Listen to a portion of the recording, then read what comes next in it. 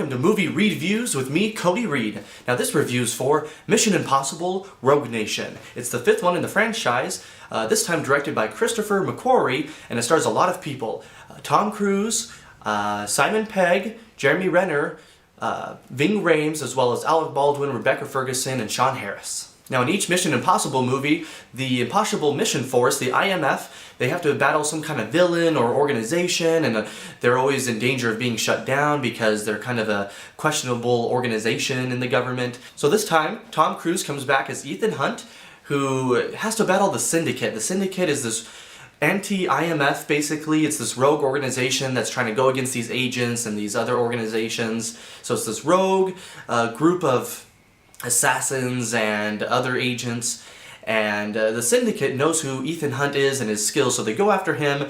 And in the meantime, Ethan Hunt comes across Isla, played by Rebecca Ferguson, and he doesn't really know if he could trust her or not. Also in the meantime, Ethan Hunt's trying to get his old past team back together and enlist their help because he can't go against the Syndicate alone, and the IMF, the Impossible Mission Force, is being shut down because of past questionable actions and their unorthodox methods. And that's what makes this installment a great one. Everyone's motives are in question in this movie. There's nice twists and turns throughout the plot, and everyone's intentions are questioned. Everyone's going rogue to complete certain tasks or complete these certain parts of the mission, so it's a great installment. Also, the action is fantastic. Throughout the movie, there's 4 or 5 really great action sequences, lengthy ones too, and the humor is there. You know, if you really like those old Mission Impossible movies, the other ones that have that humor, especially the fourth one, Ghost Protocol, seemed to have a lot of that humor mixed with action. This one continues that. The action is a little bit darker. There's a lot more like brutal hand-to-hand combat fight sequences with punching and cracking necks and shooting, and then you mix that with a lot of the lighthearted humor, and it just made a really great mix, and it kept the whole movie entertaining because you have these long action sequences mixed with the nice twists and turns and the humor.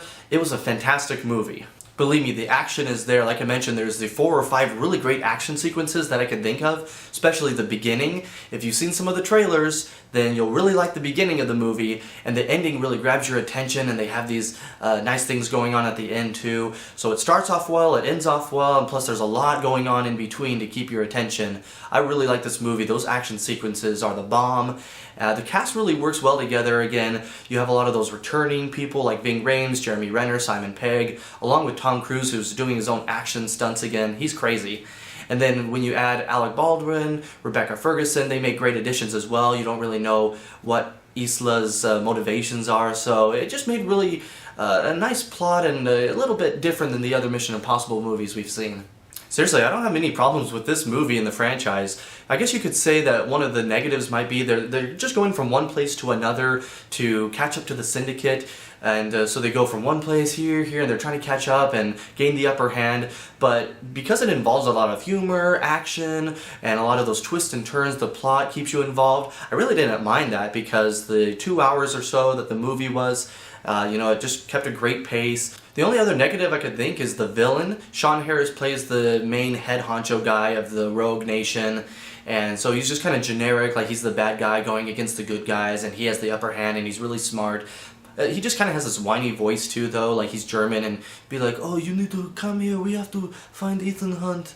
And so it was just kind of weird like that. So, I mean, it wasn't bad necessarily, but it was just a generic villain, not as good as Philip Seymour Hoffman in Mission Impossible 3. And speaking of which, if you're on the fence for this one, if you like the darker tone that Mission Impossible 3 had, as well as that more light-hearted action fun that the fourth one seemed to have, it's a good mix of both of those. Like I mentioned, it has a lot of that humor, the action, but it is a little bit darker than Ghost Protocol was, and so it's a good mix between those. I personally am going to give it 4.5 out of 5 stars. I love this movie, and I really hope that the franchise continues this way. I think it's a great installment. They did a great job of building off the momentum that Ghost Protocol had with that action and humor. It was just the villain was, okay, it was just a generic villain, but everything else, I seriously recommend this movie. What were your thoughts on the movie? Side note, I got to see this movie really, really early. I won't say when, but it was basically really early. Some of the effects weren't even done in the movie, and the sound was a little off, but that wasn't going to take away from my enjoyment of the movie because I understood they were still working on those things. Maybe I was just really pumped because I was one of the first ones to see it. But I really love this movie. I don't think that really affected my opinion of it. It seriously had a lot of those great moments that I mentioned. But, maybe you didn't like the movie as much. Leave a comment or like this video if you like this review. And make sure to subscribe to my Movie Reedviews YouTube channel for other reviews. Lastly, send me an email at moviereedviews@gmail.com. Thanks so much for watching this Movie Reedview.